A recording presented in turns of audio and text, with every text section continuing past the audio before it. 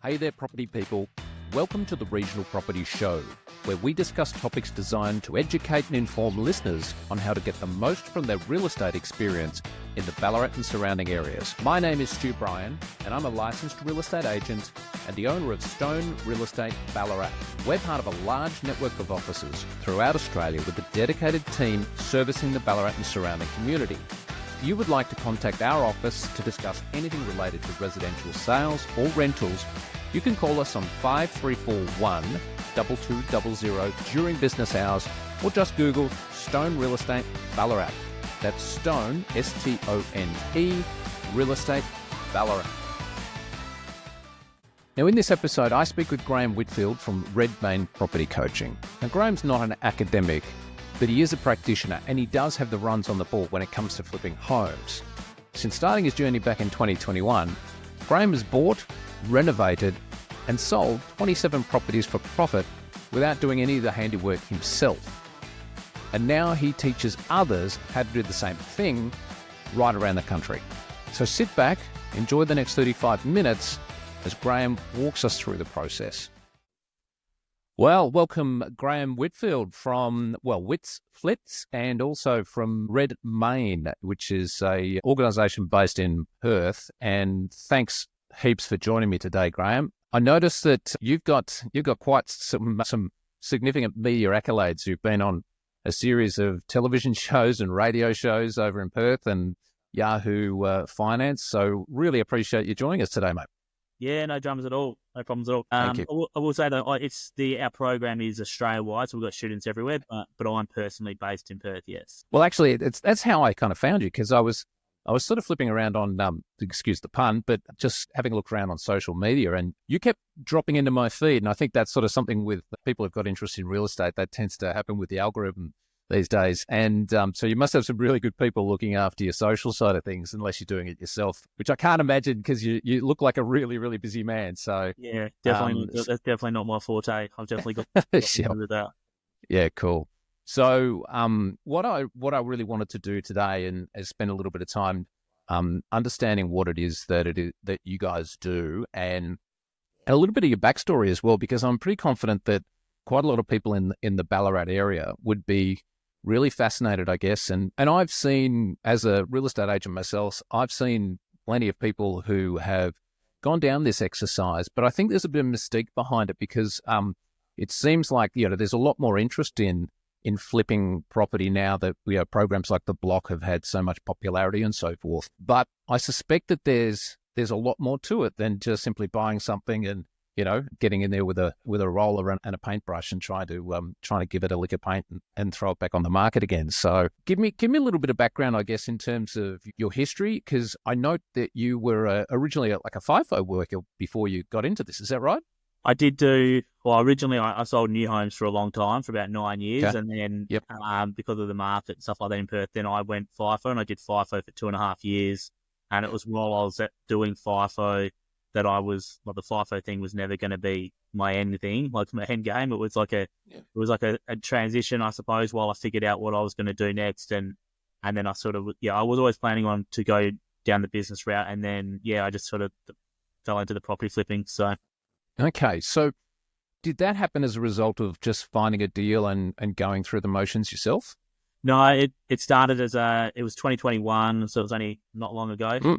Right. Many deals ago, but about 27 deals ago. But basically what happened is I had an investment property, and I was managing it for myself. The tenants were in there for 10 years. I wasn't doing the right inspections, all that sort of stuff, and the house was an absolute nightmare. Like they had not looked after it, and like I said, probably my fault for not having a property manager looking after the property. But long story short, I had to do something to it. I couldn't have sold it as it was. It was trash. It was filthy. So from there, I decided to do a cosmetic renovation, and I did it as on the tightest budget I could. And it was the before and after photos really made me realise there was something in property flipping. Obviously, I'd heard of property flipping. I'd always had a passion for property. But there was those before and after photos, and then the end result, the sale price, made me realise, okay, this is something I've got to investigate further. Okay. So it kind of, you someone who's reasonably handy yourself, that you got in there and did a lot of the work and so on? Okay. No, but literally literally the unhandiest person you'll ever meet. Like I just, yeah, my wife does. No, you don't know me very well. Yeah, So... if we buy anything from IKEA, my wife's the one that puts it together. So I can assure you, I'm not.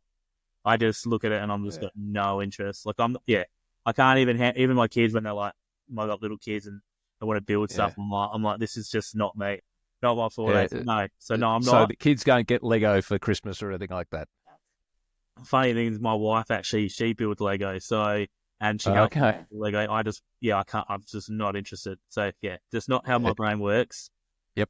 Fair enough. So, okay. So give me a couple of examples. I mean, obviously that initial one is what sort of drew you into it. Then what, some of the experiences that you've had, I guess the more notable things that, in terms of, and I know that you teach people how to do this now. This is kind of a, it's not so much a side hustle anymore. It's your profession. It's what you do. Yeah, 100%. Yeah. So, I mean, I still obviously do my own projects, but obviously got the program, and the program's really my biggest passion now. And but it keeps me more busy than the flipping itself. But yeah, I mean, when it comes to flipping and stuff like that, and everyone says it, but it is all about the numbers. Like it's all about the numbers. You cannot just go and buy a property online or on market that is run down and then expect to buy and renovate and flip for profit. You have to do your due diligence. You have to work out, okay, what would this property sell for once it's renovated? What are all the costs along the way? What are the purchase costs? What are the renovation costs? What are the holding costs? What are the selling costs? Because a lot of people, especially if they're inexperienced, they'll forget to take into consideration things like stamp duty or agent fees when they're selling it and those sorts of costs. So everything has to be factored into your feasibility before you purchase it. So you need to know how much is it going to cost to renovate, and then basically you just reverse engineer the numbers, and then you know what your maximum buy price is, and essentially that's your walkaway price. If you can't buy it for that property, then you either negotiate, and if you still can't get it for the price you want, then you have to walk away and find another project. It's like the old adage that you kind of make your money on the way in. 100%. Yeah. Okay. And there's absolutely no different with, so that's property investment, as a whole, right? You make your money when you buy. I mean, obviously you can time the market and stuff like that with property, but if you do make your money on the way in, especially if you can buy under market value, and property flipping, typically speaking, with property flipping, like you typically have to buy under market to make a profit. It's you need that price disparity to be able to make the profit. So I'm not saying that you can't buy property on market. I mean, I've got many. I've only ever done 2 deals on market, bought on market, but many of my students have purchased on market. But I've always found the real gold is off market, because off market you can buy considerably cheaper than you can on market. Yeah. So I'm going to put you on the spot a bit. How many deals have you done over the journey since you started doing this? It's 20. I've just finished 27. Yeah. Just finished 27. That's amazing. So started in 2021. Yeah. And now just flipped over 2025. So in 4.5 years, or so many years. Yeah. That's a pretty good turn rate. Have you got many other deals in the pipeline at the moment? So I've only got the one at the moment in the pipeline, which is due to settle sort of any day. When I say any day, it'll be probably next month, actually. It was meant to settle January, but there was a bit of a hold up because it was a deceased estate and just dealing with probate and stuff like that.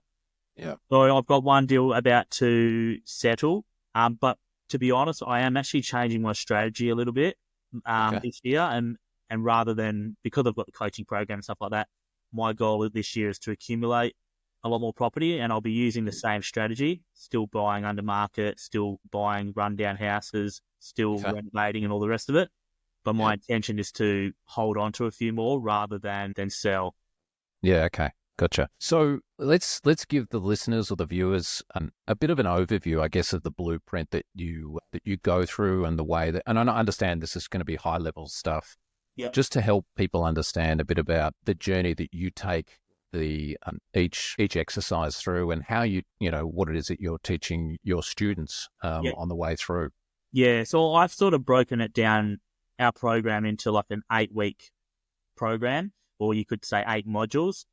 And the way that works is number one, it's all about market research. So market research is everything about, becoming an area expert. Like let's say, for example, I'm from Perth. Now there's obviously lots and lots of different suburbs in Perth. If I was, they're not all the same. You can't renovate and have the same renovation in, say, a $500,000 suburb versus $1 million suburb, because it's a different buyer and there's different expectations of what the house should look like. So market research, understanding the suburb at a suburb level is really important. So having a farming area that you really target rather than going between, all different suburbs and stuff like that. It's really good to have like a patch that you sort of work. So that's really important, the market, the market research. Then there's also buying. So you got to look at, there's 3 ways you can buy property. There's on market, there's off market, and there's pre-market. Now, a lot of your renovator type properties, they never really hit the market. So you need to be finding these properties off market. You need to be using, agent relationships and stuff like that to get these pre-market opportunities before they hit the market. So that's sort of, the next step. There's also, because you're dealing with, off-market sales and stuff like that, you need to be a good negotiator because, if there's no real estate agent, or if there is a real estate agent, because you're trying to buy under market value, you obviously need to use your, rapport building skills, and you need to find out the motivation of the seller, and you need to be able to create a win-win. Sometimes it's not all about money when you're buying a property off market. If there's something else going on, sometimes you've got to find out what their motivation is and then create a win-win.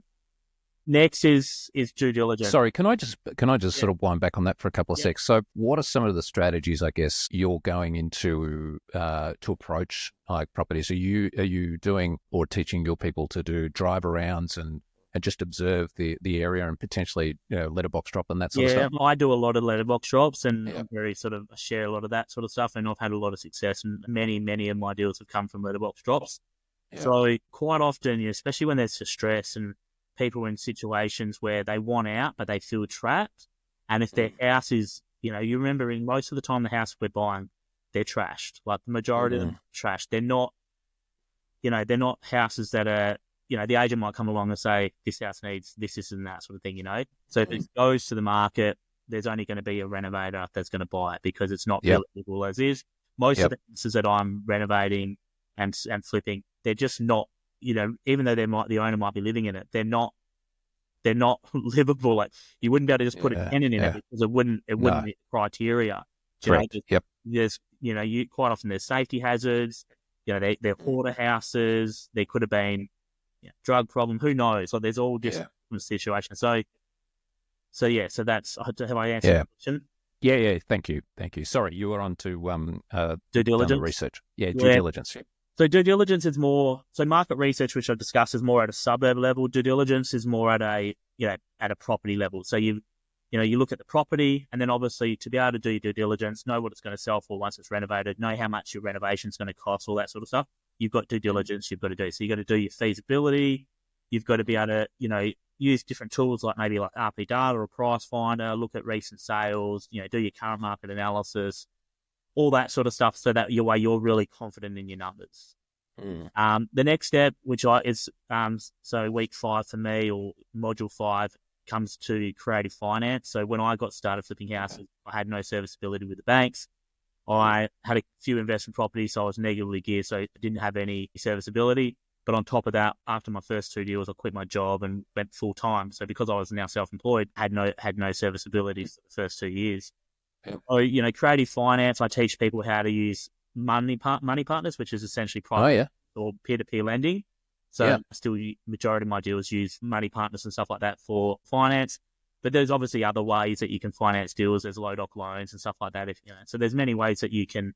There is private lenders as well. There's different ways that you can fund deals. Yeah. We've had. I've just noticed that from a financing perspective, things have sort of tightened up quite a lot from the traditional lenders and so forth. So accessing funds for anything at the moment seems to be a bit of a challenge and so forth. So unique, funding opportunities, I think, is if you can access your joint venture partners and that sort of stuff makes a massive difference. And I'm presuming that your community has, people within it that probably have access to funds themselves or might even be prepared to get involved with that sort of stuff. Is that right? Yeah, for sure. I mean, obviously the Facebook group that I've got, Flipping Houses Australia, there's over 40,000 members in that. Yeah. So my students are allowed to post in there for money partners, so they get a lot of funding for their deals from that Facebook group. Yep. So money partners is definitely a great way to source money. Another option is, you mentioned about JVs, just there's seller joint ventures is another creative way to do deals. Yep. It's where you're not actually buying the property, you're doing a deal with a homeowner, and you'll be funding the renovation. But because you're not buying the property, you don't have those purchase and holding costs. Yeah. So that's another great way. So I was going to say, on top of that, then from there, you've got, obviously, I call it, creating your dream team. So you need to be able to know, like any business, you've got all the people that you need to help run your business. So suppliers, tradespeople, a good property accountant, good real estate agent, good settlement agent, good property solicitor, all the people that you need to be able to do deals and obviously help you run your business successfully. Then there's the renovation side of it as well. I mean, I'm not handy at all. I outsource all the work. So for me, for the renovation side of things is all about the project management and being able to have good trades and a good handyman and all that who can do all the work for me. I've just basically got to create the schedule and keep them committed to the schedules, and that means that I can turn projects over really quickly as well because I'm not hands on. I've got people that obviously are doing their own DIY. It's going to take them a lot longer because they're doing a lot more of the work. And then finally, there's the selling side of things as well. So that's the last module, is selling and making sure you achieve the best price. Yeah, cool. So when I presume that, as someone who's done over 25 deals in their journey, and plus having such a massive community of people, you would have seen some mistakes along the way, and probably made a few yourself, which of course is just part of the process and part of the learning process. But of course, there's probably some risks and challenges that you can foresee, or at least potentially mitigate. What are some of the key ones that you've come across in the past, and what sort of things do you implement to give yourself some protection around that? Yeah, I mean, there's definitely risks. There's risk in all property investment, so you just need to make sure that that it's educated risk. So a big one is obviously having contingencies and stuff like that. So in your feasibility, you should at least have a 10% contingency to make in your renovation budget. So that way you're not going to, so if you do blow your budget, you've got a contingency there for it. Same thing when it comes to, your margin in your deal. You want to make sure you've got at least, a 10% margin. So that way, you don't want to be taking on a deal that's too tight and doesn't have enough in it, because if it doesn't, if it doesn't get a blowout or something like that, then obviously, you don't want to be in the red sort of thing. So another really big one is probably emotion. So, and I say that for two reasons. Firstly, there's a lot of people that get emotional at the buy stage, and just to secure a deal, they will walk away. They'll pay too much for the deal. They would have a maximum buy price, and it might be X amount, and then they pay over and above that because they're desperate to get a deal. So, I mean, and again, when it comes to the renovation, same thing. You get people who, especially if they're new, they've got that emotional, and they think that they're renovating their dream home instead of renovating a property that they're going to flip. And they end up, putting in better tapware and better this and better that, and all it just takes more money out of their pocket, but doesn't necessarily put more money back in their pocket. And at the end of the day, that comes out of their profit margin. Yeah, gotcha. Sorry, I'm cut you off. Any other sort of key things that you'd be mindful of? I think they're the main ones to get started. It's just contingency and making sure you keep the emotion out of it and stuff like that. What about when you get to the selling side now? One of the things that I'm sure that other real estate agents that might hear and see this will appreciate where I'm coming from asking this question is when it comes to selling at a price that, meets the market. In where I'm from, it's relatively subdued and days on market are fairly long. And so getting the right selling price into the marketplace to start with is a pretty critical component. Yep. How much, have you seen situations where, properties have just sat on the market longer than they should have based on the fact that, there's been a more ambitious or aggressive pricing strategy? Yeah. I mean, with me, I'm always about, my agent that we work with, there's always a from price. So we go a little bit lower and the reason we do that is really to create that competition. And that way, if there's more buyers, obviously there's going to be more offers. And if you've got more offers, you can essentially play them against each other and get your best price. I mean, if, I'm not someone who wants to, shoot for the stars with the asking price and then potentially get no offers and have to reduce. So for me, and the other thing is as well, is when you're doing your feasibility, you need to be conservative with your sale price. Like if you think that when you're doing your numbers, you don't want to think to yourself like, oh, I'm going to set a suburb record here and and I'm going to go for 800,000 or $1 million or whatever. You just need to be conservative and go, okay, well, what will this suburb? So what will this house sell for? What's the sales evidence say? Okay, sales evidence is sort of 670 to 700. Okay, well I might sort of do so. I think mine's better than the 670. Might not quite reach 700. I think it'll get 700. But look, let's do the numbers on 685. So that way, and then once you get offers, I'm not greedy in that. If I like my agent to obviously do work, and she goes back and negotiates and gets the best price. But as long as I'm getting what I expected in my feasibility, then I'm not someone who is going to hang out for another 10 or 20 grand. You know what I mean? Like I've done my numbers. I know what my expected profit is, and therefore, if I've got an offer on the table, which is going to put that money in my pocket, then I'm happy to take the money and move on to the next deal. Yeah, I'm interested in asking you about. I'll just rewind for 2 secs. One of the things that, and this is more so for the people listening and viewing locally, is that the pricing strategy is different in Victoria. Of course, we can't do the prices, unfortunately, but we used to be able to, but that's just the way it is. I'm intrigued to know, how do you, and without getting into the weeds of this around taxation, and because obviously capital gains tax is an issue for people that are potentially turning houses over and so forth, but you can get around that. There are ways that you can structure yourself, can't you? Yeah. Look, I'm not an accountant, so this is not... Yeah. It's not financial advice, everyone. Not financial advice, so not tax advice. But look, I run it as a business. So again, I'm not qualified to say this, so please do your own checks and speak to your accountant. I run it as a business. So like any business, I've got a company tax rate. I think my company tax rate is 25%. So instead of paying capital gains tax, instead of like a lot of people are, oh, you're going to sell a house in the first year, you're going to pay 50% capital gains tax. Yeah, that's going to happen if you buy if I buy the house in Graham with, or if you buy the house in Stuart. Is it Brian? Brian. That's all right. Yeah. So that's going to happen. But if you buy the property in a company, then the tax rules are different. So that's how I do it. I have a company set up.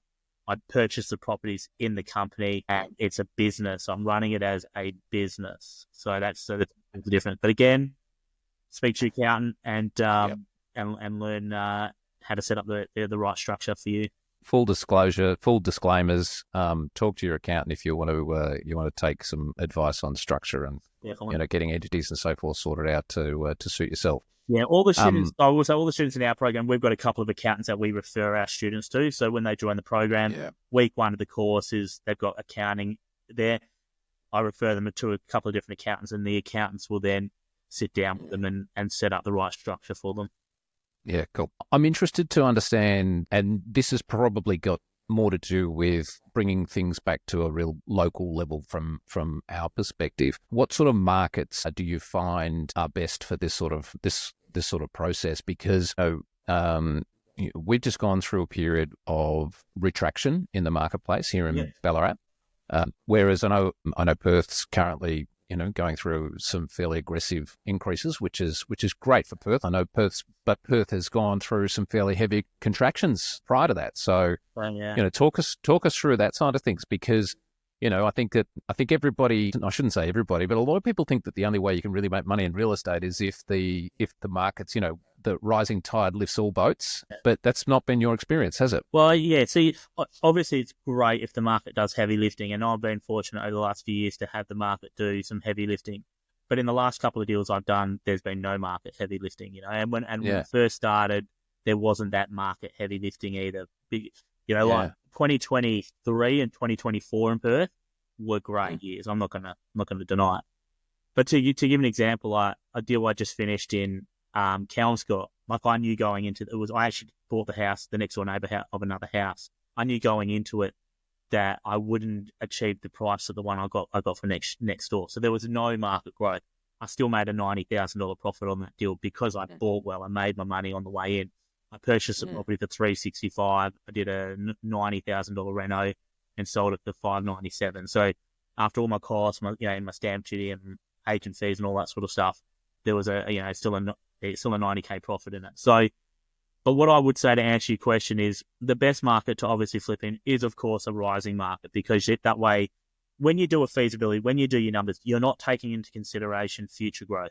You have to do your numbers based on today.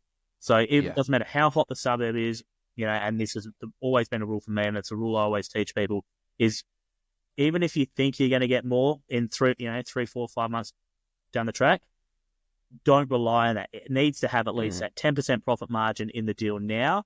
And if it does, then it's a good deal. And then great, if you get that extra market growth, fantastic. Yep.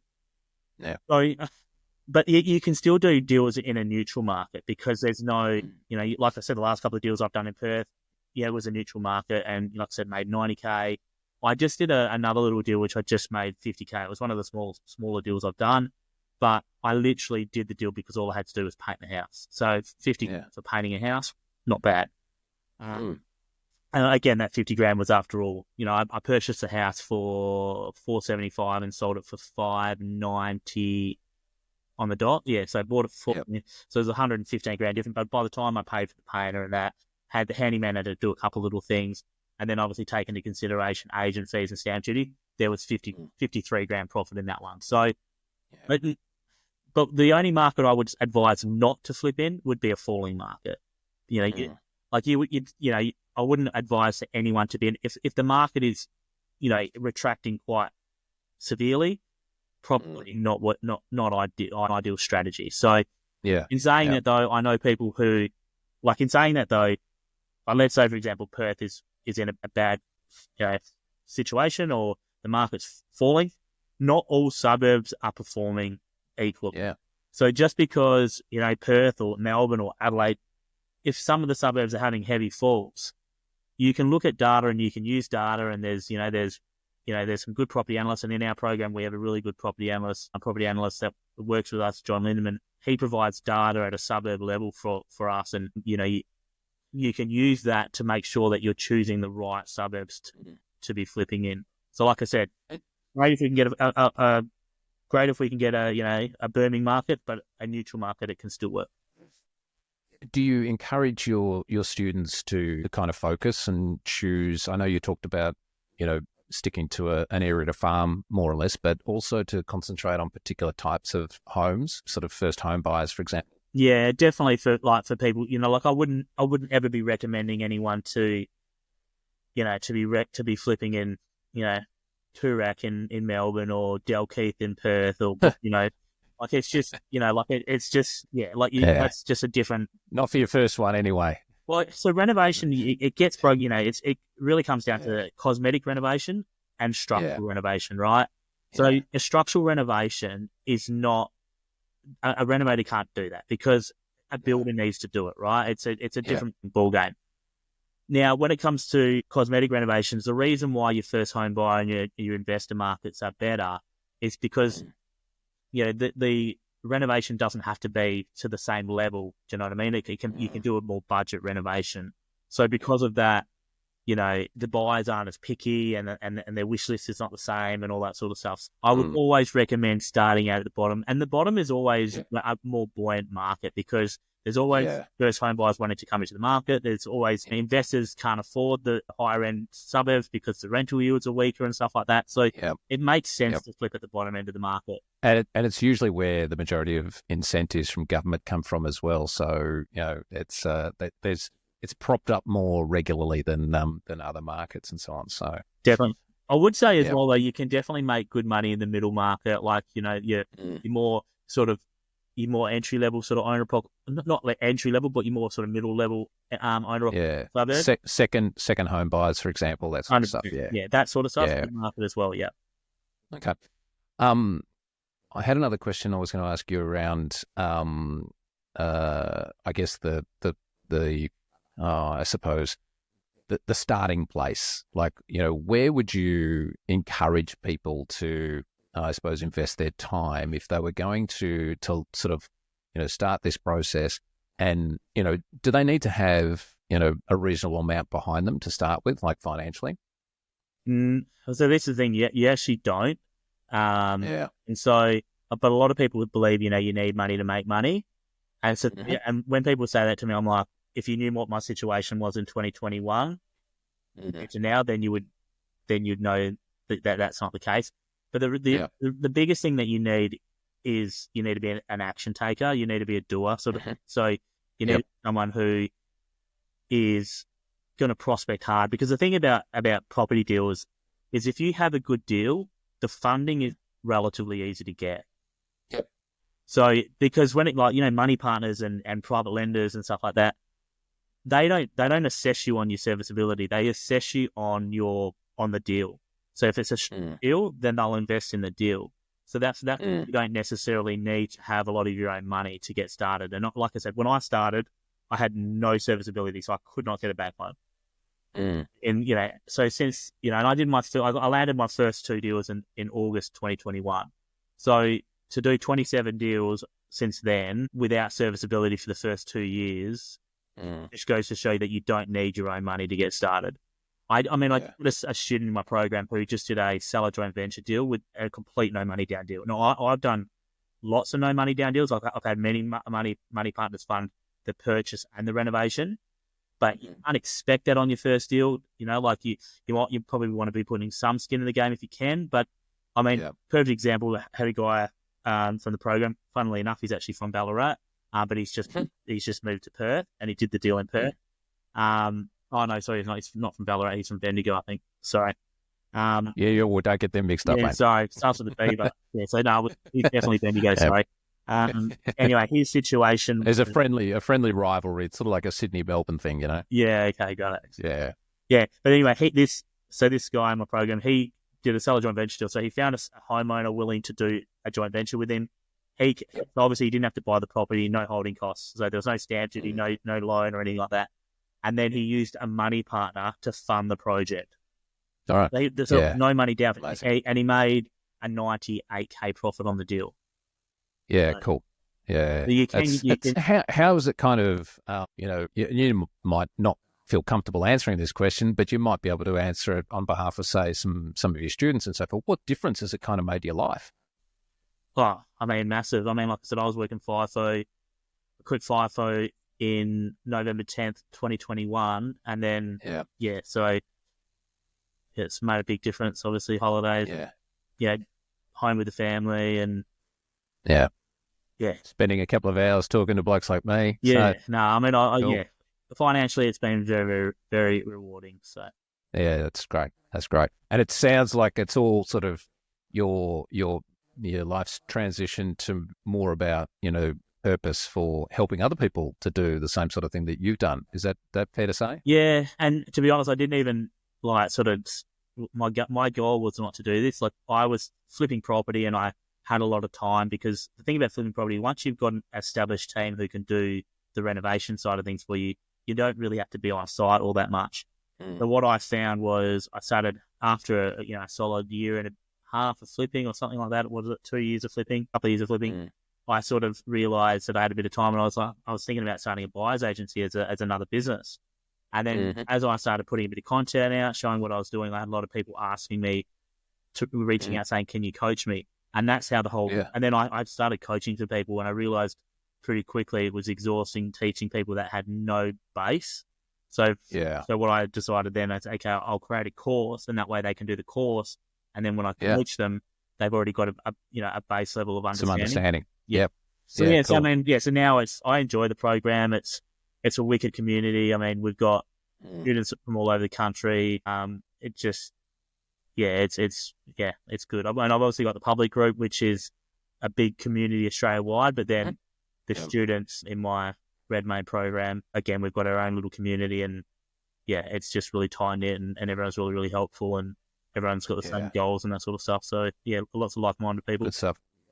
Well, you better tell us how people can find you, because after this, I'm kind of hoping with a few people watching it, they might get a little bit motivated and say, no, I'll organise to, you send me some details, but I'll organise to sort of link it in the show notes and so forth. But what's the best way for people to track you down? Yeah, so 2 things. Firstly, join the Flipping Houses Australia Facebook group.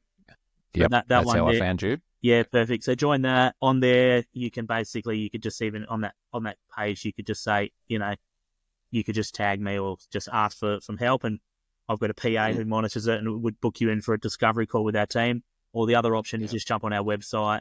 Our website is redmane.com.au. So that is redmane.com.au. Jump on there, click on the contact us, and get us that way. Stuff, mate. Well, I really, really appreciate your time. I understand you're heading over to Melbourne next week to catch up with a bit of the tennis and a few other things going on. Is that right? I think it's actually, I thought it was next week. I go on the 19th, so I'm there for the second week of the Open. Nice. Well, you enjoy that, mate. Well, thanks so much. I really appreciate you taking the time to go through some of the, I suppose, some of your story and what it is that you're doing. And I'm sure it'd be incredibly valuable for some of the people that might hear this. And I hope that some of them reach out to you. And if we can be any help to you on this side of the country, feel free to reach out, mate. Yeah, no dramas. And I'm sure, the Ballarat market and the regional Victoria, I think Melbourne obviously has been in a bit of a rut for a little bit, but I feel like, in the next sort of 12 months or so, I think I personally will planning on doing a bit of investing in Melbourne, because I think there's going to be a lot of growth opportunity there. And whenever they have their good times, normally it trickles into the regional market. So I'm sure, yeah, definitely. So I'm sure you guys, in the next sort of 12 months to 2 years, maybe you'll start having some better times. Well, I think it's only 1 or 2 interest rate drops away, to be honest. Yeah, it's usually the thing that kind of kicks things along. All right, mate. Well, it's been fantastic. Appreciate it, and we'll sort of hopefully we might sort of do this again sometime. Would love to. Thank you. All right, mate. Thanks, pal. See you, mate. If you have a friend or family member that you feel might benefit from some of the information that you've just heard, then it would mean the world to us if you could share this episode with them personally. Oh, and one last thing before you go. We have some really interesting topics planned for the upcoming episodes, so if you have any comments, feedback, or real estate topics that you'd like covered, I would love to hear from you. So please reach out to us via email, which is info@regionalproperty.show, or leave us a note in the comments section. Don't forget to hit the like and subscribe button to be notified when new episodes are released. I'm Stu Bryan. Thanks for listening.